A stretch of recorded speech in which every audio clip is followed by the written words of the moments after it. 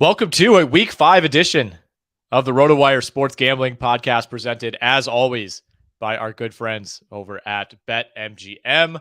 Make sure, if you're doing your betting this weekend on the NFL, you are using the BetMGM app. You can also bet at betmgm.com. And you got to use our promo code. You absolutely have to use the promo code BETROTO, BETROTO. That's BETROTO. Nick Whalen here, back with John McKechnie. I was just telling you, John, I got a new mic set up here. So if you're watching us live on Twitter or on YouTube, no, I am not emceeing some sort of award show, but I do have to hold it kind of like a sideline reporter. But I tell you what, it's kind of comfy. You know, I'm realizing now that I was kind of tethered to leaning over and speaking into the mic. I mean, depending on how long this cord is, I mean, I could walk around my office here. I think I'm in okay shape, John.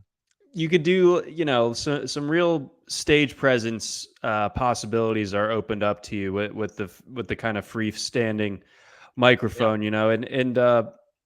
correct me if I'm wrong, but this is a piece of the old guard at RotoWire, piece of equipment, so like it's kind of giving like if Korn was doing like a radio appearance like in the early 2000s, like an acoustic set. So to answer your question, yes, I think the term you're looking for is this is a relic of the old RotoWire office that I've inherited for my own. I went to go pick it up at the office this past weekend. It was sitting in just like a garbage bag on my desk. It was like, yes, this is exactly what we're looking for. Got to be honest, not following the Korn analogy, but I'm going to assume that it was accurate, and there are going to be people listening who are nodding along and saying, yes, John, great point.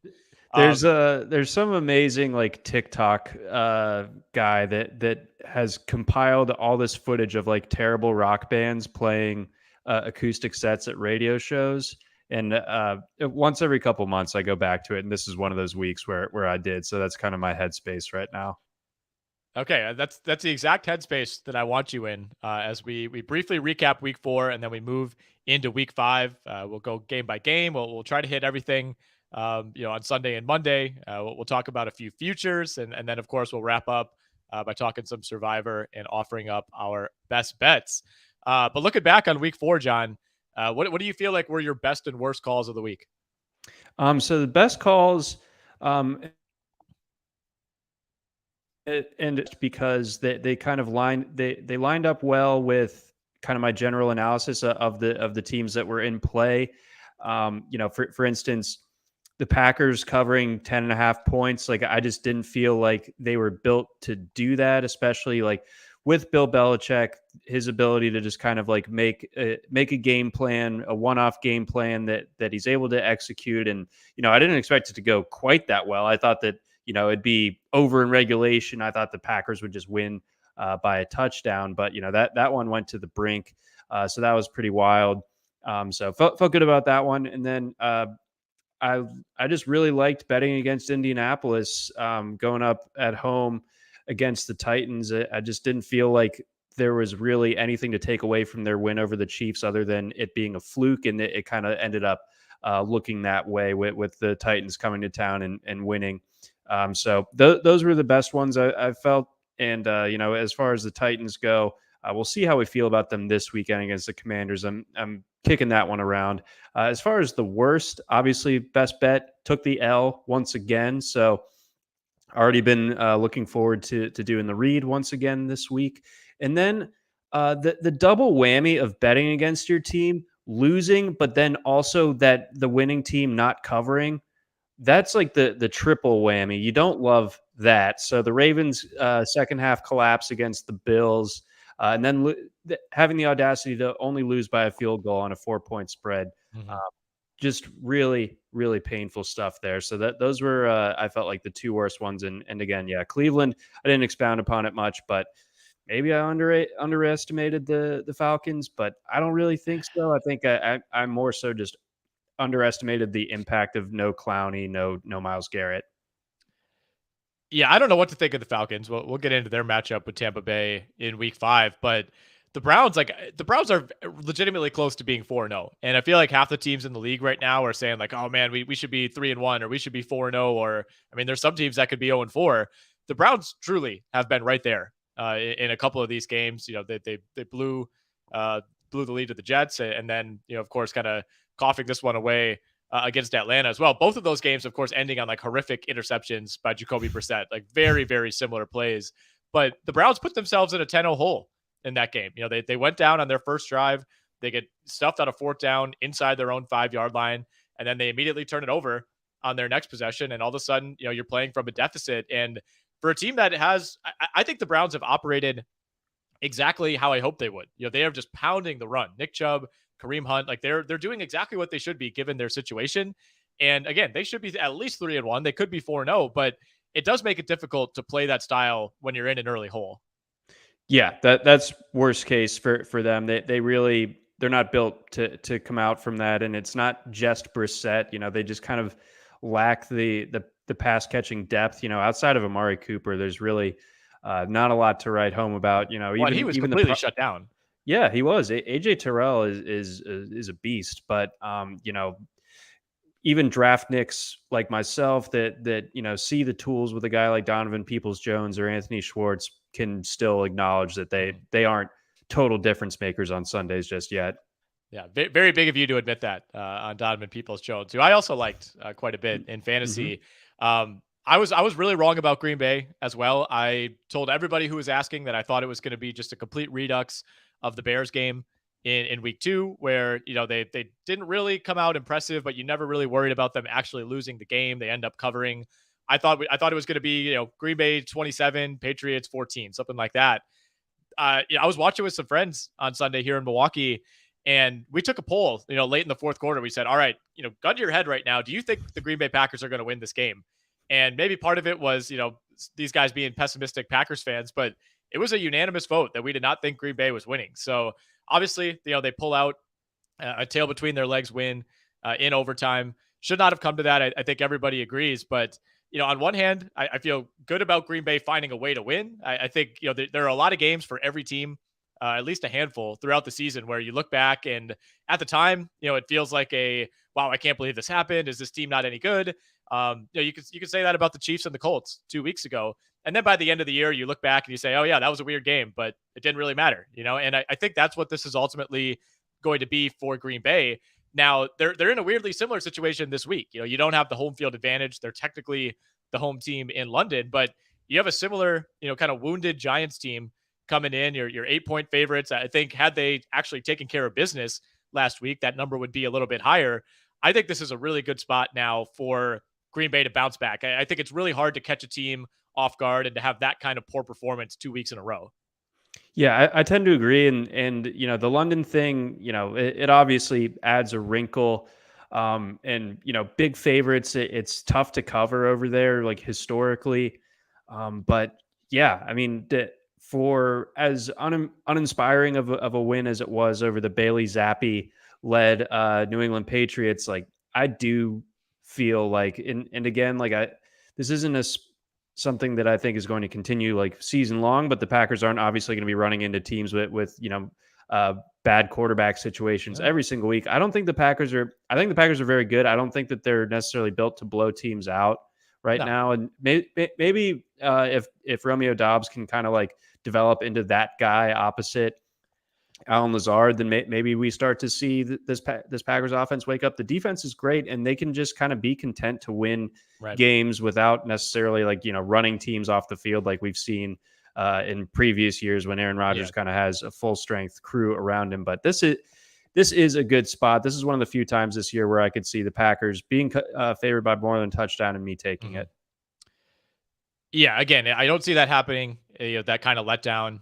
It's such an obvious trap game for Green Bay that you just like, if we're aware of it, they have to be aware of it. How do you kind of let that letdown happen? But no, you're right. I mean, this is a completely different type of Green Bay team, unlike any that we've seen during the Aaron Rodgers tenure. There's a lot of years where they had to win games like 45-38, and now I think they're gonna have to win a lot of games like 23-17, and that's just who the Packers are. And I don't think that's necessarily a bad thing.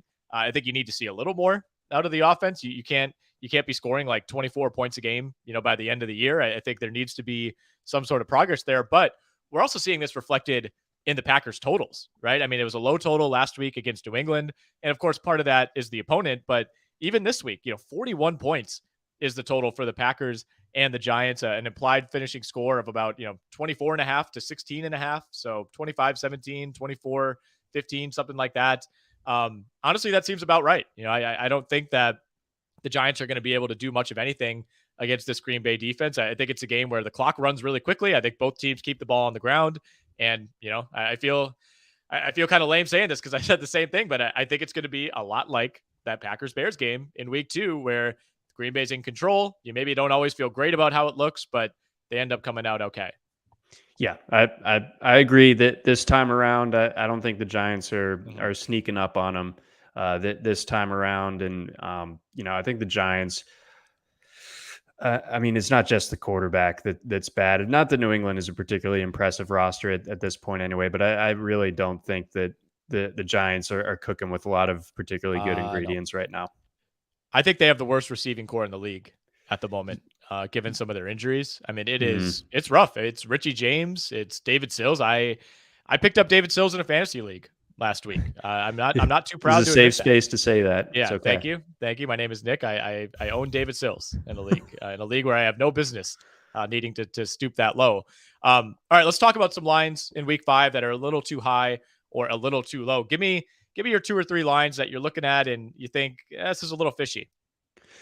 So unlike last week where everything was kind of within that 5.5 points or less, there's a lot more to choose from this week. And I think that it makes this board really interesting this week. Like, some could argue that the Packers, especially after last week, is that line too high? I don't think so personally.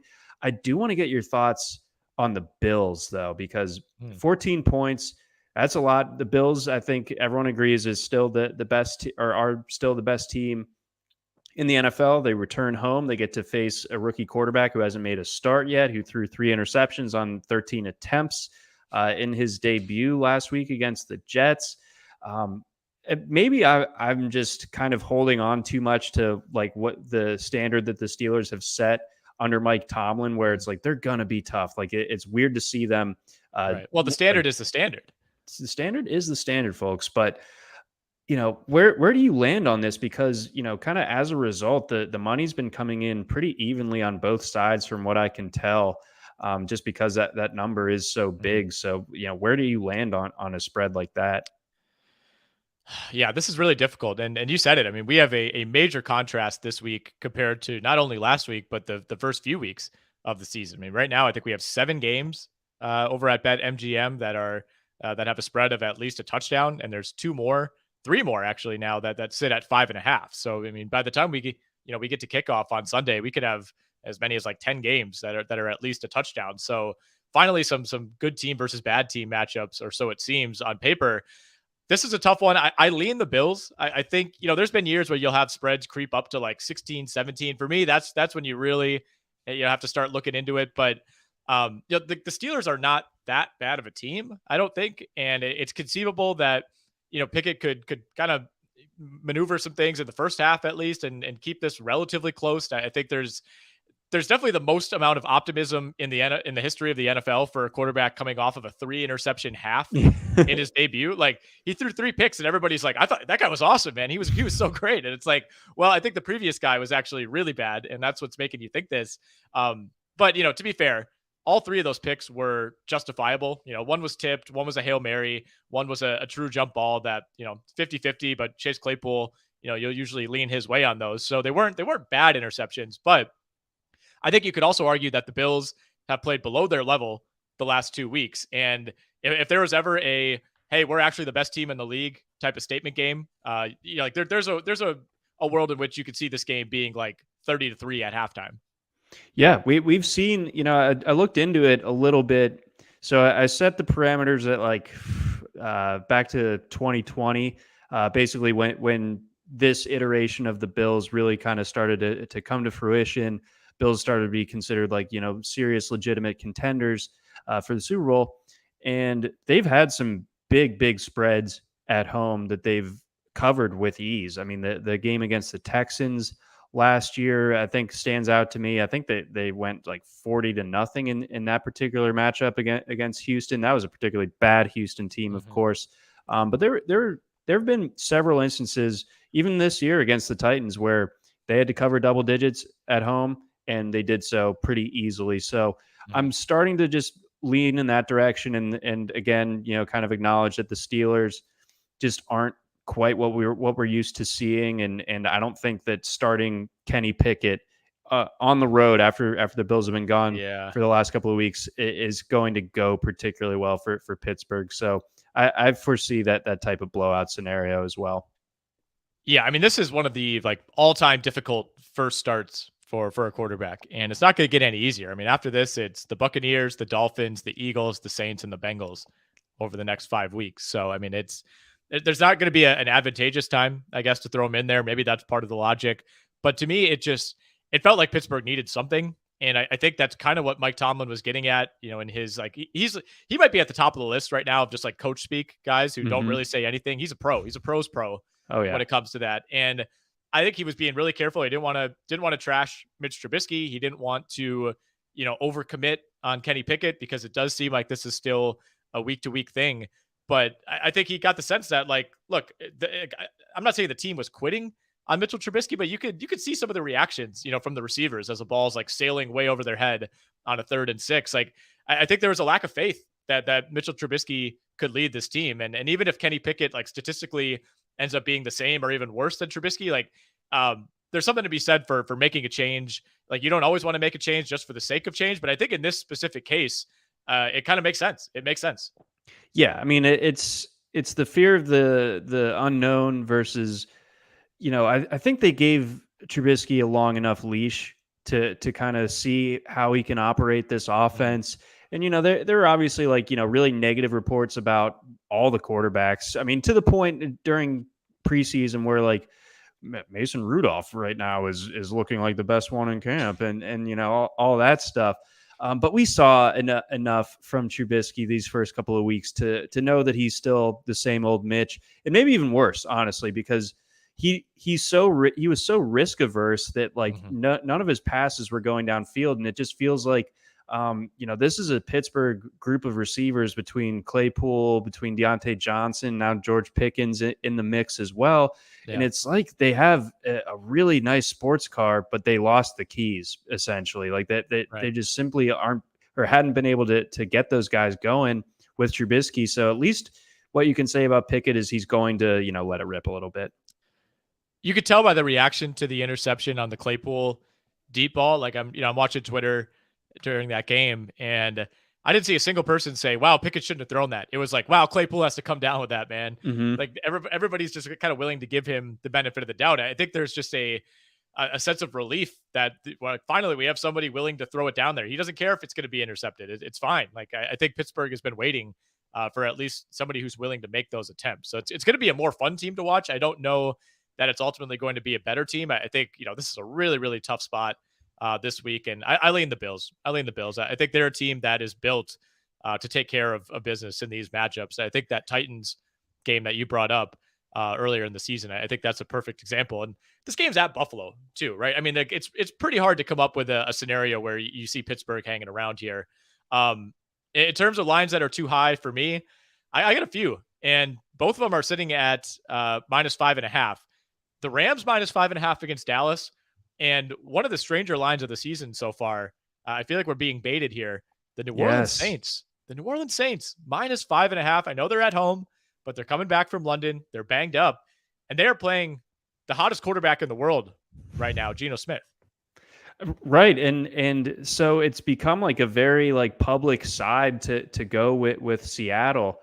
And that's just crazy to me. And, my initial lean is that, yeah, the public has the right idea. How can you trust this Saints team that either has a less than 100% Jameis Winston or an Andy Dalton back there at quarterback, having just played in London the Sunday prior? That's a lot of points to be covering. And Michael Thomas has been banged up. I don't know if he's going to be able to go.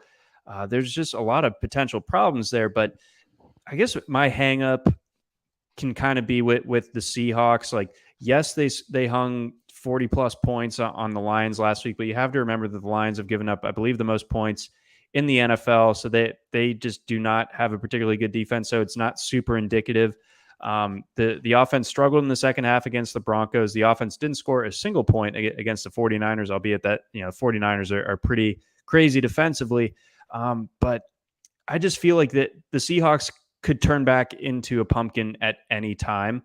And so that's kind of where it kind of leads me to going with the Saints here, as many factors as there are against them right now, and how wrong that number looks on its surface.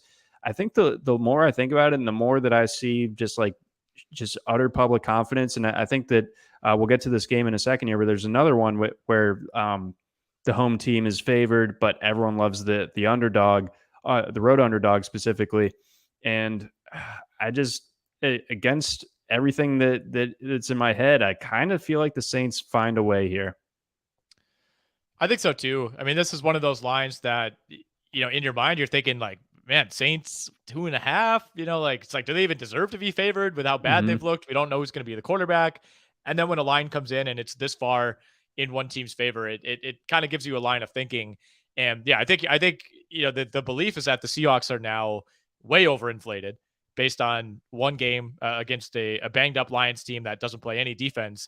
And, I know the Saints defense isn't what it once was, a few years ago, but still a much better unit. And I thought the Saints acquitted themselves pretty well in a tough situation against Minnesota in London. Not a true road game, but in a lot of ways, like probably more difficult than traveling from New Orleans to Minnesota, having to do that, go all the way to London. And, the biggest thing is, I think when you have the kind of injuries that the Saints have, like you don't get a normal week to rehab and prepare and try to practice, things like that. Like when you have to fit in a flight across the world in there, I think it just throws everything off. So given the circumstances, I think the Saints, like obviously we're coming out of last week feeling great about the Seattle offense, and New Orleans lost to Minnesota, but I feel like that was like the best game that the Saints have played all year.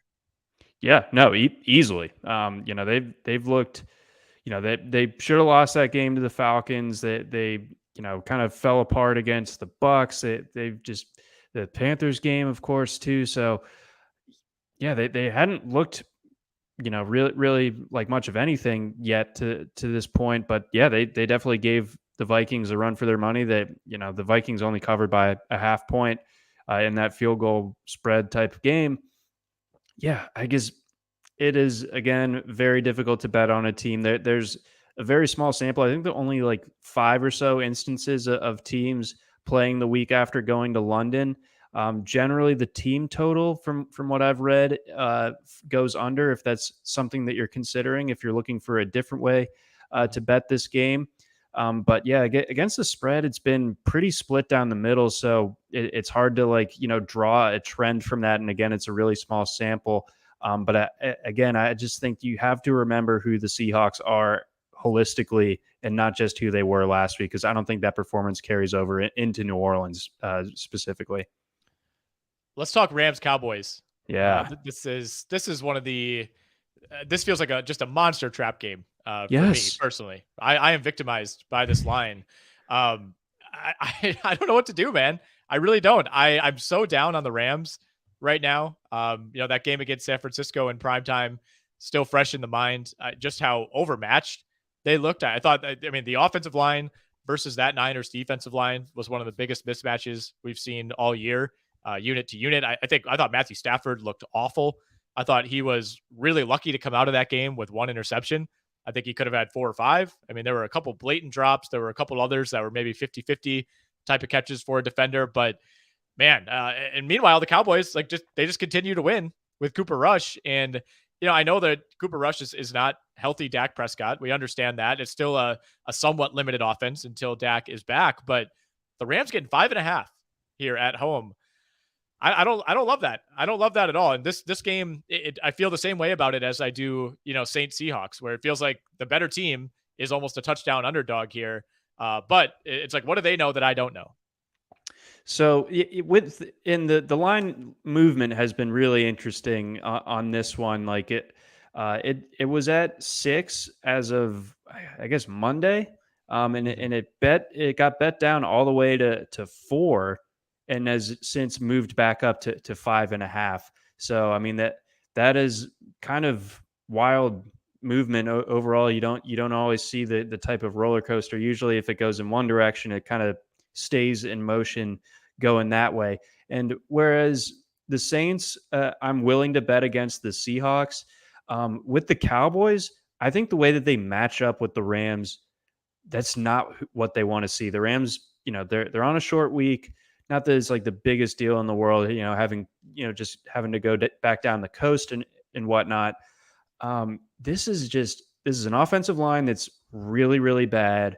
And you're going up against maybe the best pass rush in the NFL, and the pass rush is going to travel. You have no home field advantage to speak of. In fact, I bet there's going to be more Cowboys fans at that stadium than there will be Rams fans. So as public as this one feels, I actually do still like the Cowboys, and I love that it's 5.5 instead of 4.5. Like I will keep on that train. So I hope that the line continues to move in the Rams direction, because I will be the chalk donkey. I will take the Cowboys here.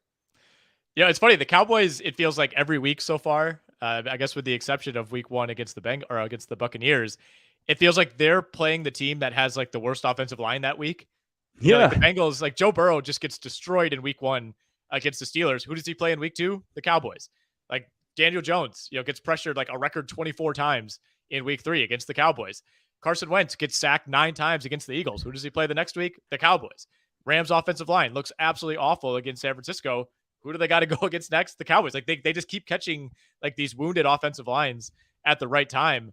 To me, it almost seems like such an obvious mismatch, like Rams line versus Micah Parsons, that I almost want to zag. And I think that's what the line is kind of telling us to do here. But like normally, like last year, for example, if the Rams had a bad game, like I was at the Rams Packers game where the Rams just looked bad. I think it was like right after they had signed Odell Beckham. We expected this offense to take off, and they just look bad. Stafford threw a couple picks, but you didn't come away from that game thinking, well, Rams are cooked. Like they'll never bounce back from this. I'm not saying they won't bounce back, but it doesn't feel like this year's team like has the requisite weapons to do it. Like it's just Cooper Kupp, and that's it. I mean, a little bit of Tyler Higbee, a little bit of Ben Skoranek, who I consistently confuse for Cooper Kupp whenever they're out there. But like that's their plan. Yeah. Well, seriously, I mean, it's like a decoy. Yeah, the Allen Robinson thing, it's only been 4 games, but I mean, I don't know what's going to happen there. Like there are no signs that that's going to come alive anytime soon. Mm-hmm. Like, I don't know. What my point is that normally a team as talented as the Rams, you're willing to write off a bad game and say, well, that won't happen next week. I'm not sure, man. I'm not sure what to think about this offense.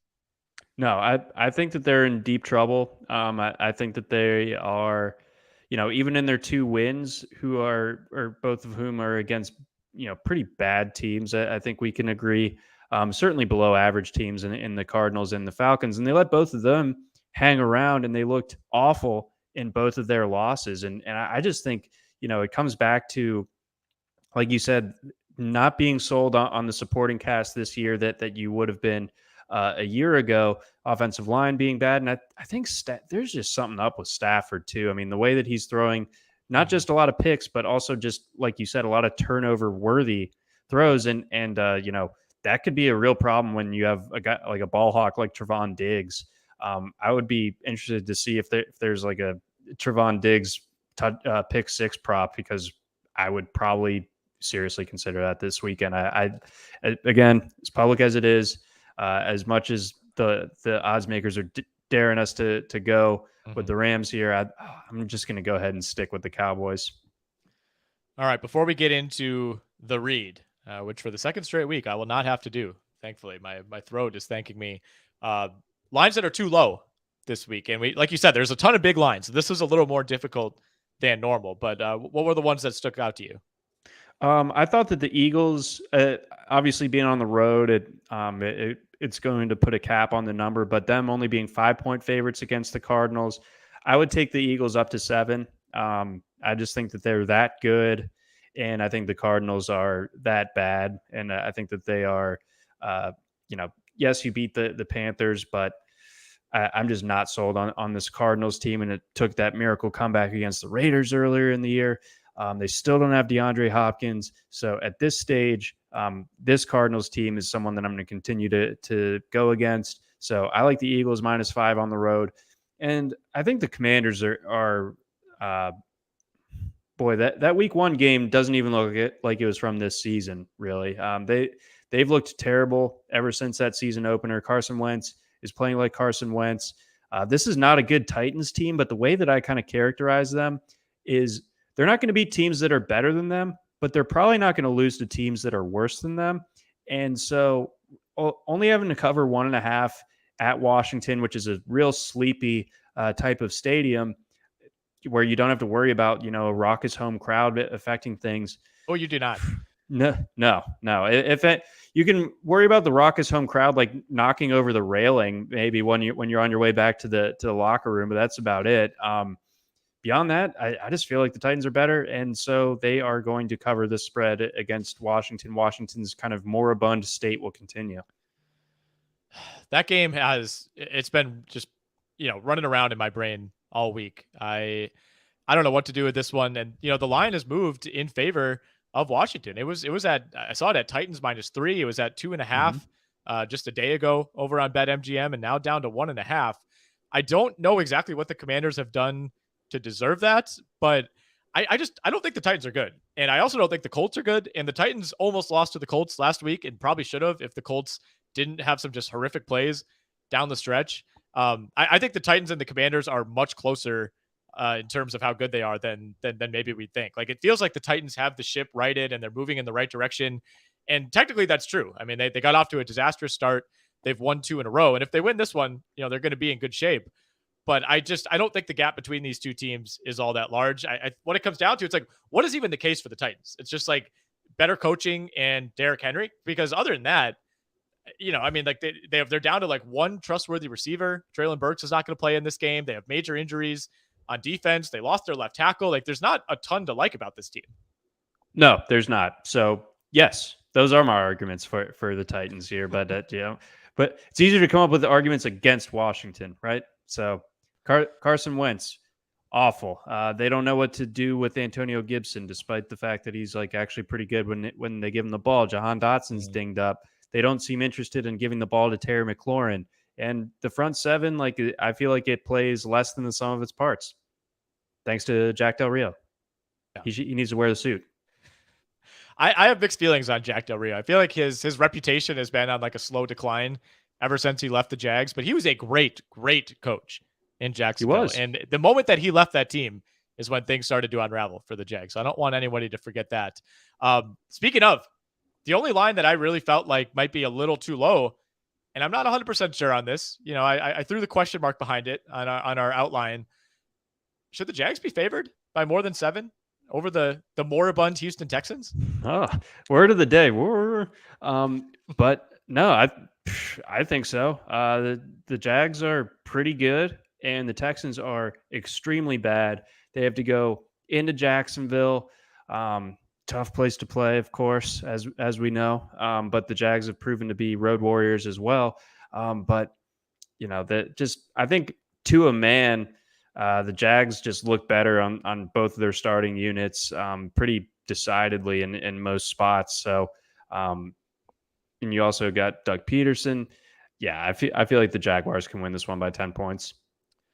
I think so too. I think this is a really good bounce back spot. I think this game will, maybe not definitively, but it'll give us at least a good indication as to how legit the Jags are. And you wouldn't think you would say that about a matchup against the Houston Texans, but a good team blows the Texans out, right? I think the Texans might be the worst team in the league. They lost to the Bears. As much as I would like to say the Bears are the worst, they beat the Texans. So, if this should be their easiest game on the schedule. It's at Jacksonville. They haven't had a lot of home games so far. If the Jags are the Jags that we think they are, they come out and they win this game like 37-10. If this is a tie game with 6 minutes left in the fourth quarter, then maybe we start to think that they just got hot for a couple weeks and they might be the same old Jags. Yeah. So cue the Dennis Green clip for next week. Well, hopefully not. Hopefully we don't have to cue it. I'll have it ready in case we need it. I promise I will. Trust me. If the Jags find a way to lose to the Texans, we might just play that clip for 60 minutes straight and call it a day. But I believe we have some sponsorship duties to fulfill now, John. So I will. I'll step aside and let you get to it. Very good, folks. So hello, this is John McKechnie here with the BetMGM read for this week. Kick off the new pro football season with the king of sportsbooks. Sign up with BetMGM using bonus code BETROTO. That's BETROTO. And your first wager is risk-free up to $1,000. Visit BetMGM.com for terms and conditions. Arizona, Colorado, Illinois, Indiana, Iowa, Kansas, Louisiana, Michigan, Mississippi, Nevada, New Jersey, New York, Pennsylvania, Puerto Rico, Tennessee, Virginia, Washington, D.C., West Virginia, Wyoming, or Ontario only. Must be 21 years or older to wager, or 19 or older if you're in Ontario.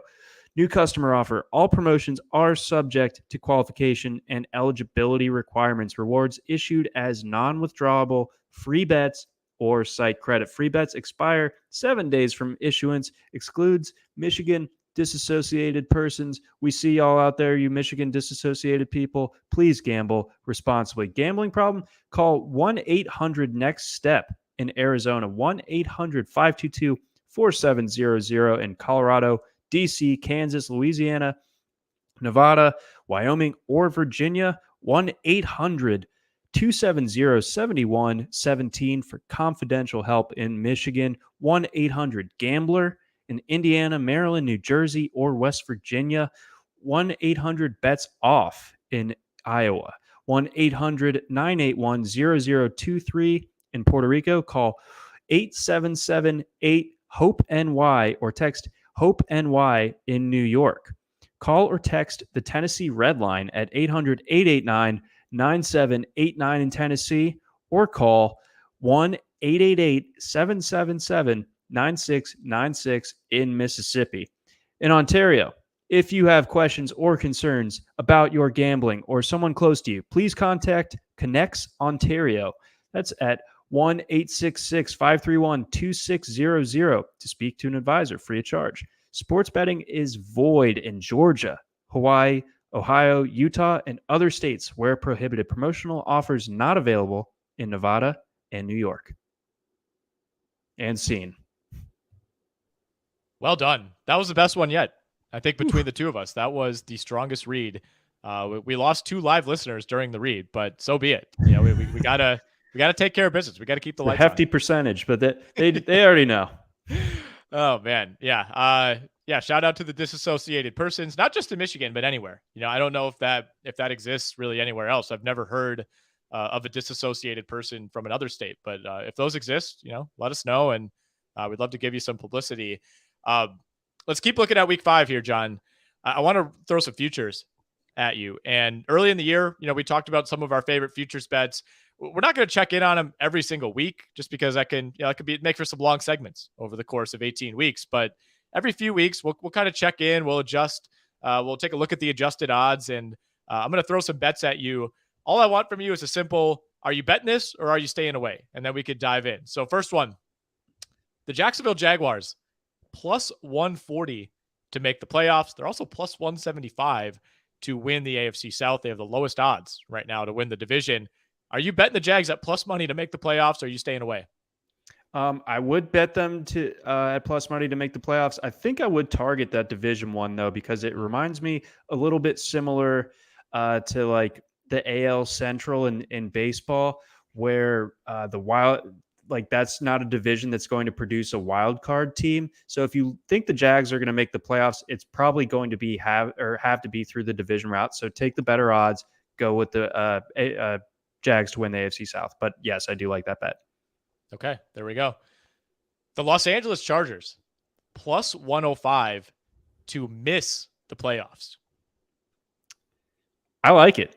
Brandon Staley, he might not be it either. I mean, I like to rag on Nathaniel Hackett, but Chargers plus money, but you know, that's pretty telling. It's only plus 105 for them to miss the playoffs. You got to recognize that as a possibility. That's a really, really tough division. They already have a loss to the Chiefs. I could see them losing this weekend too, even. So I'm taking that bet, actually. Yeah, I'm on the fence, and you know, as the odds would imply, I mean, it's barely in plus territory. I think, you know, if they win this week, that maybe switches over to a minus bet. But you know, if you start to count out the playoff teams in the AFC, it's like you feel pretty good about Buffalo.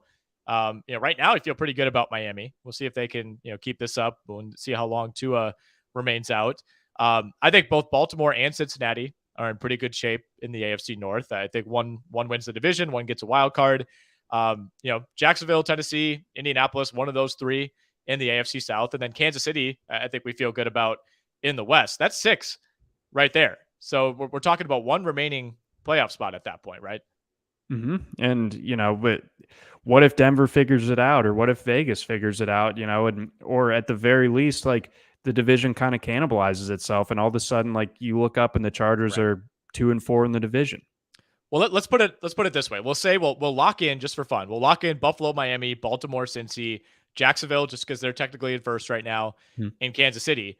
So that means you're taking, we'll say there's one spot up for grabs between Denver, the Chargers, the Raiders, the Titans, and the Browns. All due respect to the Jets, I think they probably fade away.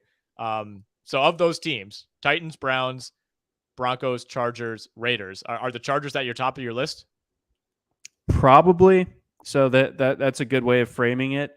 If Cleveland's still afloat when Deshaun Watson gets back, then look out. I think that the Browns could certainly be that team that sneaks into the postseason as well. And again, like I think that they've gotten off to rocky starts, but both the Broncos and the Raiders. But I think that like the difference between them and the Chargers isn't all that massive, other than quarterback. I think Herbert's the best non-Mahomes quarterback in that division, but the rest of that team and the coaching, the decisions that they make, the way that they let bad teams hang around, sometimes beat them, it's concerning to me for the Chargers long run.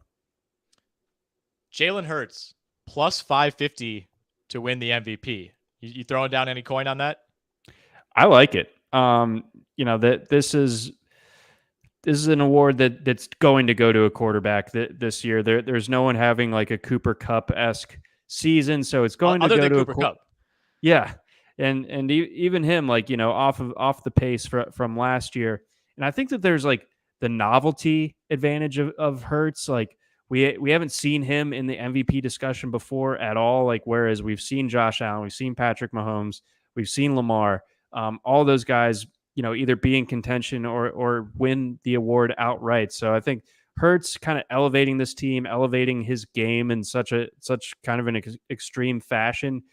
If the Eagles are the 1 seed in the NFC, you got to figure Hurts had a lot to do with it. And I think I think the voters kind of, you're an NBA guy, you know it better than anyone. Like I feel like there's MVP fatigue with some of the greats, and I know that hasn't been the case with Aaron Rodgers these last couple of years, but I think some fresh blood might be coming, and I think it might be Hurts. Yeah, I can't imagine Rodgers getting it a third time. I mean, even the last 2, he had very good seasons, great seasons even, but they weren't all-time seasons, and I think it was kind of a process of elimination, and he, in some ways, just kind of backed his way into it. It's like, well, they won 13 games, and no one else really took it from him, so I guess we'll give it to Rodgers. I don't see that happening this year. I don't think he's really going to have the numbers either way. 2-part question, or the second part, I guess, to this question is, are you comfortable saying already that the MVP race is narrowed down to 4 guys? Allen, Mahomes, Lamar, and Hurts? And if not, I mean, who else can sneak in? I mean, the odds imply that there's a huge gap between that 4 and everybody else. Yeah, I think everything else is, I wouldn't advise putting more than just a couple of shekels down, because, Herbert, I was just talking about how I don't think the Chargers are going to make the playoffs. MVPs, they have to be on good teams. It's just kind of how it goes most of the time. Joe Burrow could certainly like wake up, and if things look like the second half of the season or the latter half of the season goes how Burrow finished last year, then like he certainly has a chance to like insert himself into the conversation. But I have a hard time seeing anyone leapfrogging any one of these guys, let alone all 4. Kenny Pickett, Offensive Rookie of the Year, 6-1 right now at BetMGM.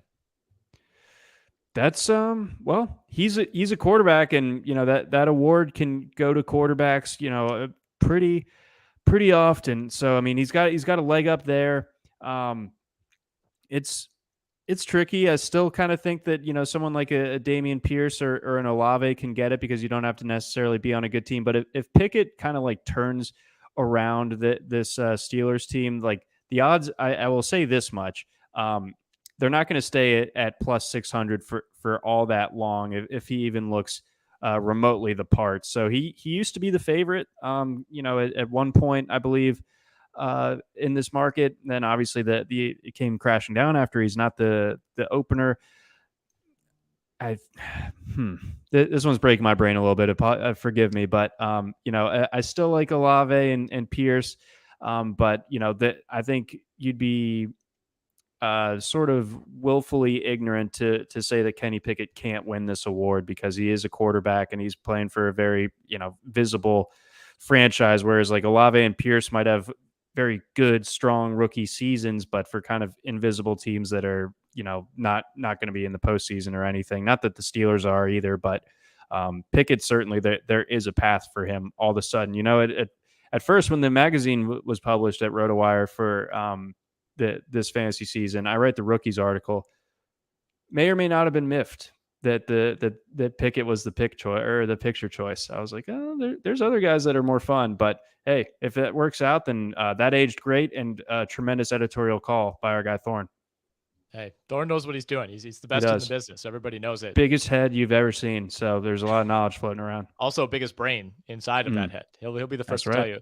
All right, last one. Dallas plus 350 to win the NFC East. They're only one game behind the Philadelphia Eagles. The Eagles, of course, are undefeated, but showed some signs of potential vulnerability against the Jags this past week, and they have not played each other yet. But both of those matchups still forthcoming. So Dak Prescott likely coming back in the next couple weeks. Dallas plus 350 is now the time to maybe make that bet. I'd say no. I know that the odds are intriguing, and the way that they've kind of been able to weather this storm without Dak is impressive. But I think the Eagles are a slam dunk to win this division. I know we're only a month into the season, and that's a pretty declarative sentence. But I feel like I'll be shocked if the Eagles let this one slip away. I think that they are just too good across the board, and I don't think it's a guarantee that things look amazing with Prescott right away, right upon his return, because they certainly didn't in that season opener when he was playing. All right, let's hit the games that we've not touched on yet. Then we'll talk some Survivor. We'll do best bets, and then we will be on our merry way. We talked Giants, Packers. We talked Steelers, Bills. Real quickly on Chargers, Browns. Chargers 2.5-point favorites right now at BetMGM. Total all the way up at 47.5. I feel like that's a little juiced just because these teams combined for so many points last year. I mean, they combined for 40 plus in the fourth quarter alone. That was a narrow Chargers victory. I don't know if we get those kind of fireworks again, but I think the Chargers can move the ball on the Browns secondary, and I really think the Browns can run the ball on the Chargers defensive line, which it's not as comically bad as it was last year, but it's still pretty bad. Like the Chargers are a bottom 3 team against the run. And, I think that the prevailing belief is that, well, you still think of the Chargers as like the Super Bowl caliber team. They'll take care of business. I'm not so sure. I think they could get tripped up here in Cleveland. I do too. I'm glad you framed it that way. This is the type of team that the Chargers don't want to see, like real physical. I think they should be getting help back with Myles Garrett, hopefully. And yeah, the run game is just so strong for Cleveland. They're not going to get away from it. They're not positioned to. They, like you said with the Brissett comments earlier, they know what happens when they have to throw it. So or are put in situations where they have to throw it. So they're going to just go with the control, just go with Nick Chubb, go with Kareem Hunt, and I think get it done, or at least make this one really uncomfortable for the Chargers. I'd love the Browns at 3, but it's 2.5. And I you know what? I'm still with them there. It's hard to trust the Chargers right now. Bears, Vikings. Vikings are 7.5-point favorites at home. We feel pretty good about this one. I know I'm taking Vikings. I feel awful. Really? But I think I have the Bears covering 7. I don't know why. I think it's a division thing, and I know everything. It flies in the face of everything I was saying about the Saints. Also coming off that 1 week turnaround in London. Maybe the Bears just are that bad, but I don't know. There's something up with the Vikings as well. So I just don't trust them to net. They look so different than what they like. I don't know if there's a team whose opinion I've changed the most on since week one than the Vikings. Like they came in and just housed the Packers. I'm like, dang, okay, this could be like a changing of the guard in the North. They've looked pretty middling, in my opinion, since then. So even despite the 3-1 record, I don't know. There's something up with them. I mean, they're definitely middling, but they're playing the Bears. That's they are what playing this the is Bears about for me, and they're at home. They should be healthier. They're coming off the London game. That's maybe the one thing that you could put against the Vikings, but I think they'll be in good shape here. Lions at the Patriots. Patriots 3.5-point favorites. We talked about this one a little bit earlier. I don't know what this is in some ways very reminiscent of Seahawks Saints, where the Lions are coming off of a loss, but they still scored 45. They're leading the NFL in scoring by a wide margin. They may also have the worst defense in the league. And this reminds me a lot of, I think it was week 2, where, we had Patriots and Steelers, and, the Steelers were coming off of that win against the Bengals. And now, it just kind of feels like a line that it's like, what have the Patriots done, I guess, to deserve to be 3.5-point favorites here? But you got to trust the Pats infrastructure. I do. It's sturdy. It's not impressive. It's not gaudy, but by God, it's sturdy. So I just think that Belichick might be able to just put Dan Campbell's brain in a pretzel here. And right. I think the coaching mismatch is the biggest of the week. Yeah. So with that in mind, I don't love backing the Patriots this year. That they're obviously a very low ceiling team, but the coaching advantage that they still are going to have week to week, even with Wingus and Dingus as their offensive coordinators, doesn't really matter. I still think that they get Matt Patricia revenge game here. We got to take that into account as well.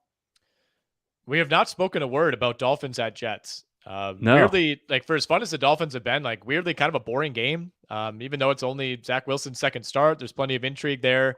I'm kind of just assuming the Dolphins are going to take care of business here, which is a big assumption for a team that is on its backup quarterback. But Teddy's on the short list of guys you would want as your number 2 quarterback. So I don't really find myself worrying all that much. I thought Teddy acquitted himself pretty well last week against Cincinnati. Did throw that late pick, looked like kind of a miscommunication, and that essentially ended the Dolphins' chances. So it's not like he was perfect, but I don't think the gap between Tua and Teddy is really all that large. No, and it seems to be reflected in the line. What would it be if a healthy Tua was starting, like 5.5? So like, yeah, I'll try to look up the line movement here. I mean, it was as high as 6 a couple of weeks ago. So yeah, probably closer to 5.5. So yeah, only a couple points difference between Tua and Teddy. I guess the only way I could see this going the Jets' way is yes, they are at home, and if last week ends up being meaningful, then they end up being able to cover this one. But I think that said more about the Steelers and where they were than the Jets necessarily. I mean, it was definitely something that they should try to take as much as they can from. That was crazy for them to win that game in Pittsburgh. Wouldn't have expected that coming into the year, but either that was the beginning of a new way that we have to view the Jets, or they still are the Jets and the Dolphins are fairly emphatically the better team. So I still lean the Dolphins, but I don't feel as comfortable about it as I'd like to. Mm-hmm. Yeah, in the Pick'em League, that's going to be right in the middle. That's like a Dolphins 8 out of 16. I think that's how I handicap that one. 49ers Panthers, kind of a weird matchup. Panthers feels like they've maybe hit rock bottom. 49ers coming off of that big emotional win over the Rams. We got a very low total in this game. 39.5 is the number at BetMGM. I think this one to me feels like kind of an ugly rock fight. I doubt the Niners offense looks as smooth as it did last week against the Rams. Maybe a little bit of a letdown going all the way across the country. But I think at the end of the day, this is probably just a semi-ugly win for the 49ers. I can't picture the Panthers moving the ball whatsoever on that defense. You're probably right. I think that most of the public agrees with that sentiment. I think a lot of the money is coming in on the 49ers. I think the West to East thing won't be as big of a deal because it's a 1 o'clock body clock time for the 49ers. I don't know why the Panthers are getting these afternoon games. Pick someone else, NFL. But literally anyone. No, seriously though, literally anyone. But yeah, I think that the Panthers really are just one of the worst teams. I've tried to watch as little of them as I can get away with, basically, at this point. And yeah, I mean the Niners, they're so solid. I think that they can cause some turnovers for Baker Mayfield and end up covering this one, even if it's not pretty in the process. Eagles Cardinals. I like the Eagles in this situation. I think the Cardinals, they're hanging in there. I mean, they're sitting at 2-2. I think it's kind of an ugly 2-2. It doesn't feel like they're 2-2, but that come from behind win against the Raiders, doing a lot of work there. I think at this point, the Cardinals, and we'll see what they look like once DeAndre Hopkins gets back in a few weeks. But I think for me, they are firmly in the territory of they will probably lose to any team that is better than them. They can beat the bad teams, and then they're like a 50-50 against teams that are on their level. And even at home here, I like the Eagles quite a bit. 5.5 is the number, by the way. Yeah, I'm definitely in on the Eagles this week. The Cardinals that just don't have it. They're very disjointed, and the Eagles, I just still believe that they are the best team in the NFC. I think this is another week where they prove it. Bengals and the Ravens.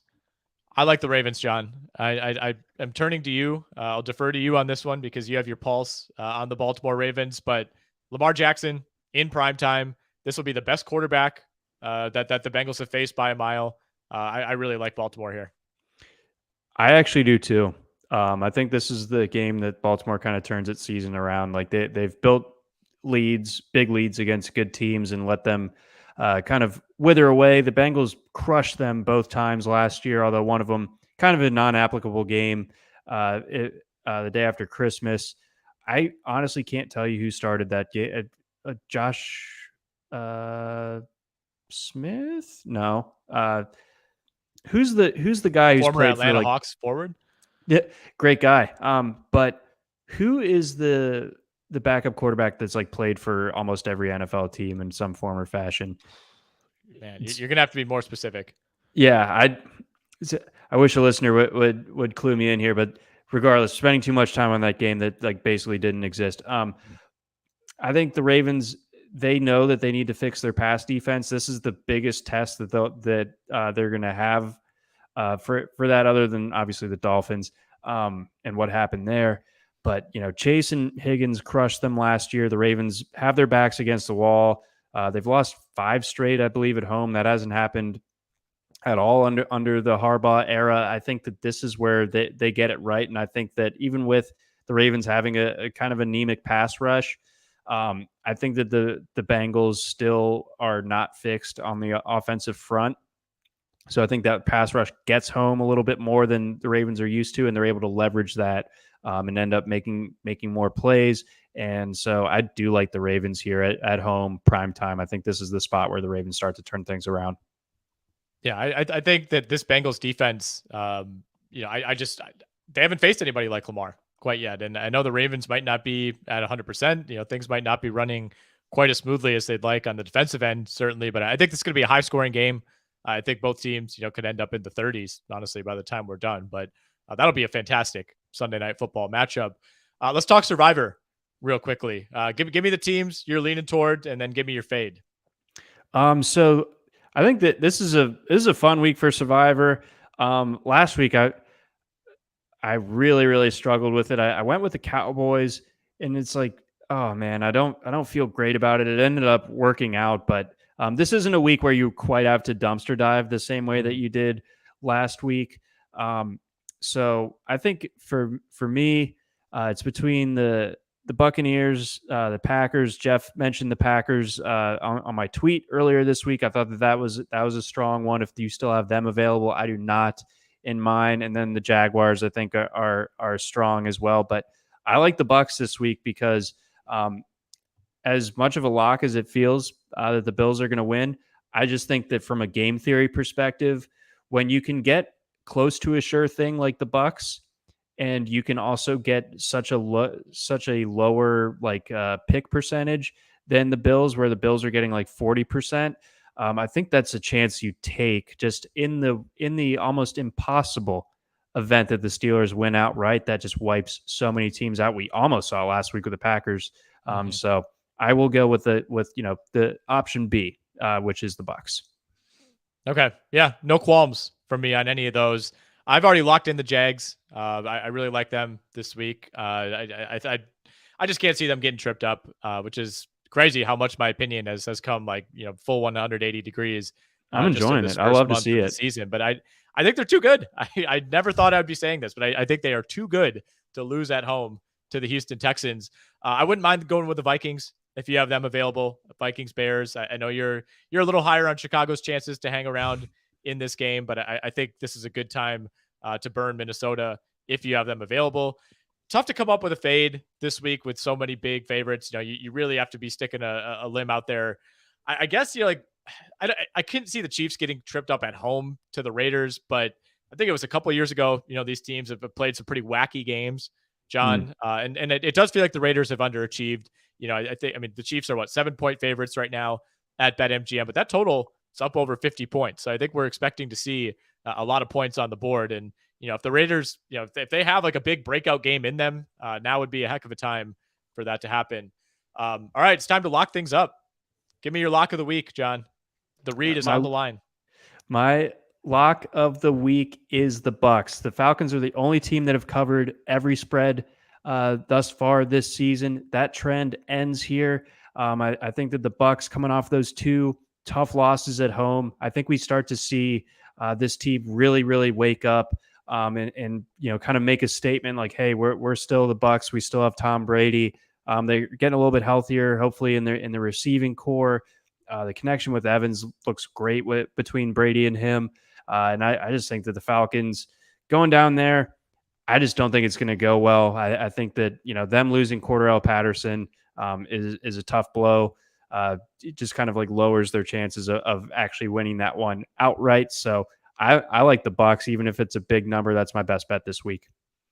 Okay. Bucks 9.5. John is locking it in. I'm going with the Jags. We've talked about this game a ton already. Not much else to say. Jags -7. We are locking that up. I think they could win by at least a touchdown at home. That's going to do it for our Week 5 preview. Another fun show in the books. We want to thank our presenting sponsor, BetMGM. Make sure if you're doing any betting on the NFL or college football for that matter, or even the NBA preseason or the baseball postseason, this is a great time to be a sports fan, man. I love it. Make sure you're doing that at betmgm.com or on the BetMGM app and use our promo code BETROTO, BETROTO. You do that and your first wager is risk-free. All right, let's talk some college football, Jonathan. Week 6 in college football. I'm at my lowest point in a long time as a college football fan. Yeah, let us know. Clue us in here. Yeah, right. Kind of I'm sure you read that article in The Athletic earlier today that basically sounds like Wisconsin just kind of punted on recruiting for the last couple of years. Always good to hear that. It's funny because like none of it is really all that surprising. Like Paul Chryst, like his whole shtick is that he's like this normal guy. He fits in well in Wisconsin. He could be your neighbor in down in Cudahy, and you wouldn't know any different. And for a long time, I think that works. It especially appeals to a lot of in-state kids, a lot of in-state families. But I don't think Chryst or Wisconsin was prepared for NIL whatsoever. No. And certainly not to the degree that some of the elite programs in the country were. And, they were ready to roll this thing out. It's almost like they had been doing it already, and as soon as it became legal, they were ready to go. I think Wisconsin was maybe not caught off guard, but just a little bit behind as far as realizing what other programs were doing. And I think that hurt them on the recruiting trail. And, the vibe, some of the quotes from that article in The Athletic, I was almost like, well, if these kids, if all they care about is making money and their Instagram, like we don't want them anyway. And it's like, well, you're not going to get any, because that's what every kid wants these days. You're not going to get anybody. Essentially it was kind of there was, I thought, a really good quote in the article, and I'm trying to dig it up quickly. Where was it? Go on. Go ahead. Well, I have the quote. I'll give you the quote and then you could go. It's basically a long summation about NIL. And then, he says, back in the day, you had to, I'm completely butchering this. I'll edit this out. Um, Okay, yeah. So the quote is basically, but it's more of kissing these kids' tails and constantly being in front of them rather than letting them be kids and earning everything they've got all the time. Now you're trying to earn them rather than them earning you. I actually thought that was a really good quote. I think that's a great way to put it. I think that's how a lot of people who love the old ways of college football think. And in a lot of ways, like in an ideal world, it's like, yeah, that makes sense. That's why a lot of people love college football. It's just not how it is anymore. And Wisconsin clearly just was not, on the front end as far as adapting to that. Yeah, the game is different now, and I think we're starting to see like coach burnout at a higher rate. Like this is a smaller example, but I think it's prescient. It's an important one. Matt Luke, former coach at Ole Miss, was the offensive line coach for Georgia this past year. Walked away after a national title, and he's like, "I'm tired of this. Like, this is too much." And I think that by extension of not just having to recruit new kids onto your team, but having to hit the portal when guys are there, or vice versa, having to worry about kind of like what that quote is saying, looking inward and constantly re-recruiting your players at all times, like that has to just be, that's the extreme version of like burning the candle on both ends. Like that just, it sounds tough. And I feel like if you look back, there was kind of a different tone to Paul Chryst's voice during Big Ten media days, where he almost alluded to his own firing. Like I think he's, someone asked him this question that kind of is like a pie in the sky, like a long time from now, when you're also still the coach of Wisconsin. He's like, I don't know if I'm going to be here. Like very bluntly. So I don't know if like he kind of knew that the writing was on the wall or what, but it just goes to show that, things can get sour pretty quickly. And in this era of NIL now, where Texas A&M can have the greatest recruiting class of all time because of how deep their pockets are, it makes everyone else have to be creative. And again, like it's just really intense in college football right now to be able to maintain your own roster. You see it at Colorado State, tons of kids leaving mid-season. Boise State, their quarterback walks away. So I mean, I know I'm ranting, but you wanted to be deferential to the kids, and I think that the kids deserve to make money and all that good stuff. But like, I think you can also recognize the human element on the coaching side, where it's like that probably really sucks to deal with every day.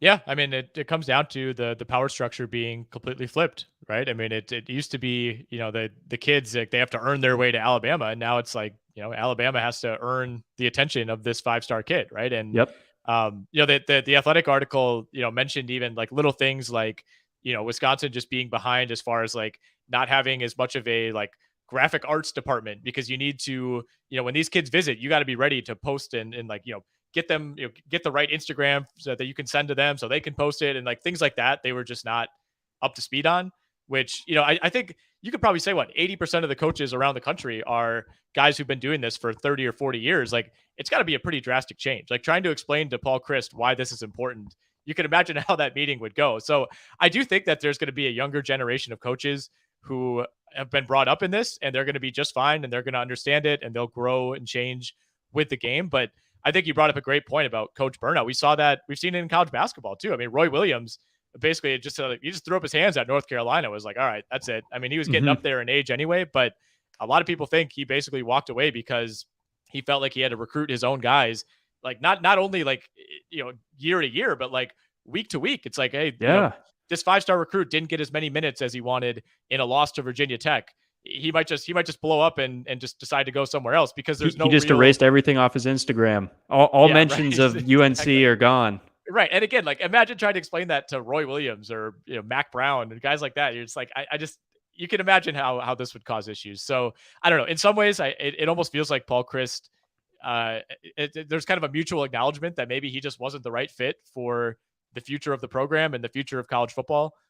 So in that way, I think, maybe it's a good thing that they're moving in a different direction. But as I always say to you, when we used to do the full length college football pod, there is a lot of downside that comes with firing a coach, especially a good coach. There are certain guys that obviously deserve it, but when you fire a successful coach, you can't always do better. You can always do worse. That amen. Yeah. So Chris had done a really good job. But it did feel to me like this year, for the first time, I've been like following Wisconsin very closely since I started at RotoWire in 2014. So like for the first time, it felt like there was no real positive momentum one way or the other within this program. And it starts with the Wazoo game at home, and then you lose to Ohio State in a fashion that you kind of have in years past, but it it something felt worse about that one. Yep. And then to have Brett Bielema come in and win, I understand where that's Yep. last straw, and I know I just left Madison just a little over a year ago. There's still pretty significant vitriol towards Brett Bielema, even still almost a decade after his departure from the program. So yeah, I mean, I think it was time. I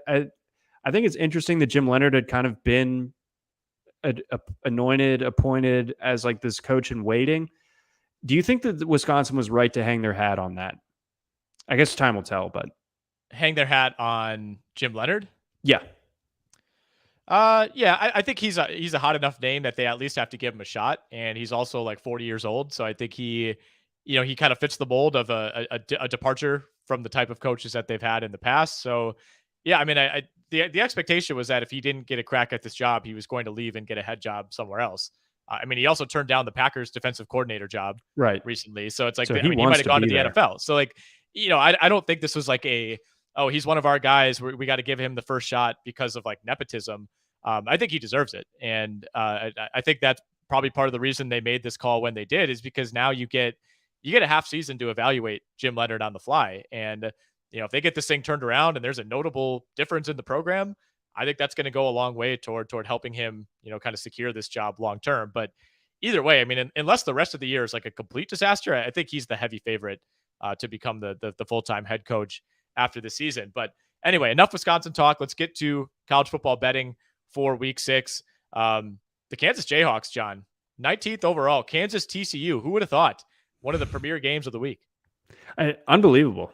Kansas has been just so electric, and TCU has really made me eat my words so far. They really, my job is unique, as you know, Nick. On game day Saturdays, I'm watching like a hawk for injuries and things of that nature. Sonny Dykes did the cardinal sin in my book, where he said that Chandler Morris was going to be out, and then there's reports that this was against SMU a couple weeks ago, and then it's like, oh, he's in full uniform, he's warming up. It's like, I'm going to have an aneurysm right now. But he ended up not playing. It ended up being Max Duggan, and now Max Duggan has played well enough to where he is not giving up that job as long as he's healthy and performing at this level. Over I think, forget where I saw this, but Duggan like expected to throw for like 300 yards this week against Kansas. So TCU is totally rolling. They just baptized Oklahoma, who's in serious trouble. I think that this Venables thing is not going to work out for them. So yeah, I begrudgingly, as great of a Kansas story as Kansas has been, I like TCU to cover the touchdown on the road. I think it's going to be a really fun game, though. I think Kansas can win. I'm just not betting it. I think it's more likely that TCU just out-athletes them, and Kansas can only try to slow the game down so much. If you're going 3 and out with those slow drives, you're not going to get anywhere, and TCU can score in a second. Yeah, they sure can. I mean, this Kansas ride, I hope it continues. I mean, this has been really fun to see the ascent. I mean, Lance Leopold really reaching heights that we've only seen Mark Mangino reach in the past. Yeah, but Lance Leopold has become like the new Matt Campbell. Like, yeah, any fan base of like a upper middle class program that kind of hates their coach, they're like, Leipold? Well, Wisconsin's been on that list. I tell you what, I think yeah, if it's not Jim Leonard, it's probably Leipold. All right, let's go rapid fire through the rest of your favorite bets this week, and then we'll get on out of here. All righty. So let's see. I like UCLA, and this probably means it's bad. Anytime I like UCLA, that's bad news. I do like them to cover 4 against Utah. I think that game is a field goal or maybe an outright win for UCLA. A lot of Pac-12 flavor this week. I think Arizona State covers 13.5 at home against Washington. I think Washington maybe got a little bit overrated earlier this season. I think they're they're definitely better than I thought they were going to be, but trusting them with 2 touchdowns. I'm not there yet, not on the road. I like the under, unfortunately, in UTSA versus Western Kentucky. That's just too high. I hope I'm wrong on that one. I'd love to see like 90 points in that game, but that's just kind of how I see it. I like Iowa to beat Illinois outright. Illinois coming off that big win last week. Iowa, maybe they just find a way. I know they just got outclassed by Michigan. I don't think Illinois can outclass them that same way, so they keep it close. And I would like to sprinkle a little bit on that money line. I think Oregon beats Arizona pretty badly again against Arizona. I think it's like a 13-point spread. I could see that being closer to like a 3 touchdown type of game. And then if you want to get weird with the Fun Belt, James Madison is incredible. I cannot believe how good they are. The fact that this is their first year in the FBS and they are doing what they're doing right now, nuts. So 10.5 against Arkansas State. Give me that all day. And then I will be in Athens this weekend, folks, on the site for Georgia, 30-point favorites against Auburn. If I had to pick that one, I would take Auburn to cover 30 points. That's just a lot of points. That is a lot of points. That is plenty of points. And is this your first or second trip now back to Athens for this game? For the season? This is my first trip back for a game. I like worked and then like went to a rehearsal dinner for the week 1 game against Oregon that was here in Atlanta actually. But this is my one weekend or one Saturday off a season. I'm doing it big. A lot of good alumni are going to be in town for that Georgia Auburn matchup, and I'm very much looking forward to it and having a Saturday off. Yeah, well deserved, my friend, and enjoy it. I will be up in the North Woods of Wisconsin trying to sneak in one final round of golf before it starts getting way too cold for that in these parts. But looking forward to a fun Saturday of college football. Looking forward to another full day in the NFL as well. Thanks again to our sponsor, BetMGM. Again, make sure you're using that code BETROTO, BETROTO. Your first bet is risk-free when you use BetRoto on the BetMGM app or BetMGM.com.